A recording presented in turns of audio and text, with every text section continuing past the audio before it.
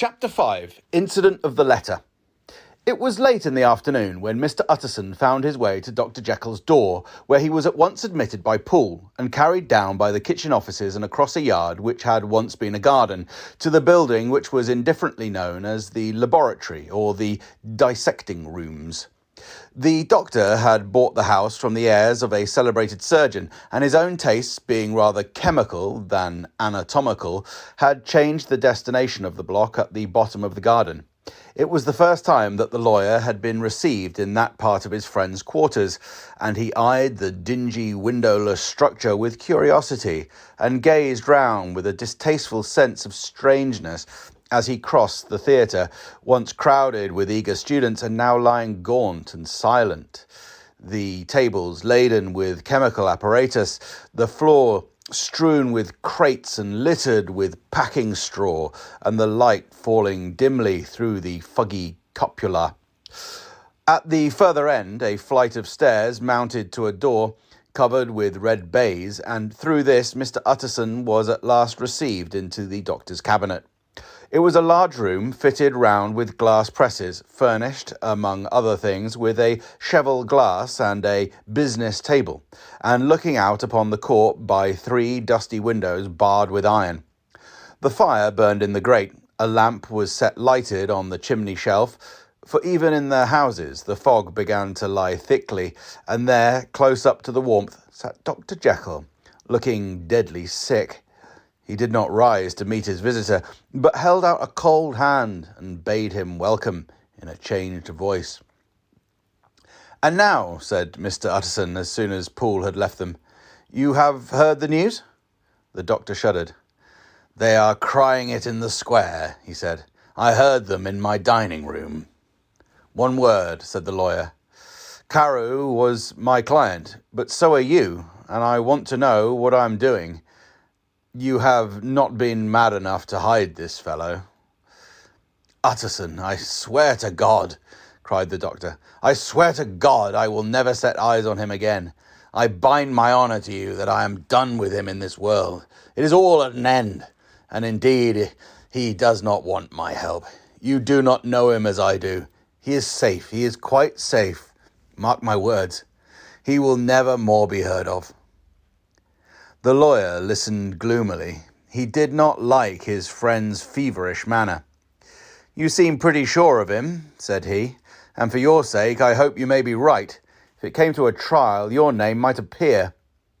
"I am quite sure of him," replied Jekyll. "I have grounds for certainty that I cannot share with anyone. But there is one thing on which you may advise me. I have received a letter, and I am at a loss whether I should show it to the police. I should like to leave it in your hands, Utterson. You would judge wisely, I am sure. I have so great a trust in you."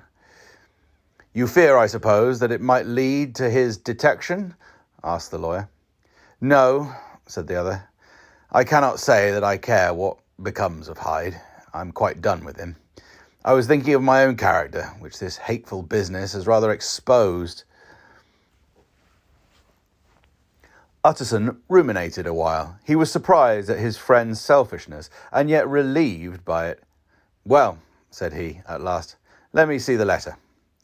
The letter was written in an odd, upright hand and signed Edward Hyde, and it signified, briefly enough, that the writer's benefactor, Dr. Jekyll, whom he had long ago so unworthily repaid for 1,000 generosities, need labour under no alarm for his safety, as he had means of escape on which he placed a sure dependence. The lawyer liked this letter well enough. It put a better colour on the intimacy than he had looked for, and he blamed himself for some of his past suspicions. "Have you the envelope?" he asked. "I burnt it," replied Jekyll, "before I thought what I was about, but it bore no postmark. The note was handed in." "Shall I keep this and sleep on it?" asked Utterson. "I wish you to judge for me entirely," was the reply. "I've lost confidence in myself." "Well, I shall consider," returned the lawyer. "And now one word more. It was Hyde who dictated the terms in your will about that disappearance." The doctor seemed seized with a qualm of faintness. He shut his mouth tight and nodded. I knew it, said Utterson. He meant to murder you. You have had a fine escape. I have had what is far more to the purpose, returned the doctor solemnly. I have had a lesson. Oh, God, Utterson, what a lesson I have had. And he covered his face for a moment with his hands. On his way out, the lawyer stopped and had a word or two with Poole. By the by, said he, there was a letter handed in today. What was the messenger like? But Poole was positive nothing had come except by post, and only circulars by that, he added. This news sent off the visitor with his fears renewed. Plainly the letter had come by the laboratory door.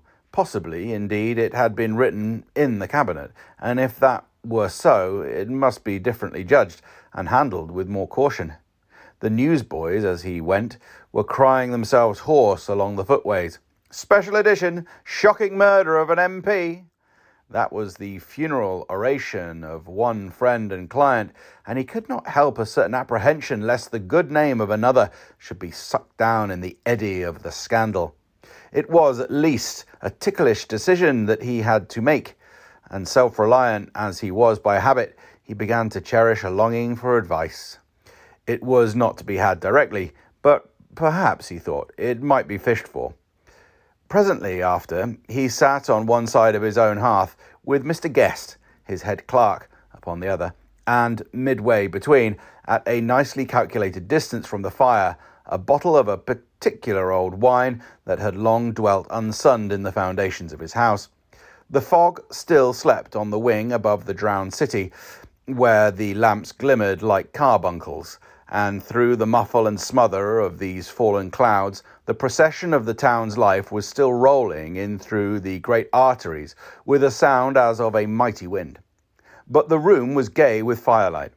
In the bottle the acids were long ago resolved. The imperial dye had softened with time, as the colour grows richer in stained windows, and the glow of hot autumn afternoons on hillside vineyards was ready to be set free and to disperse the fogs of London.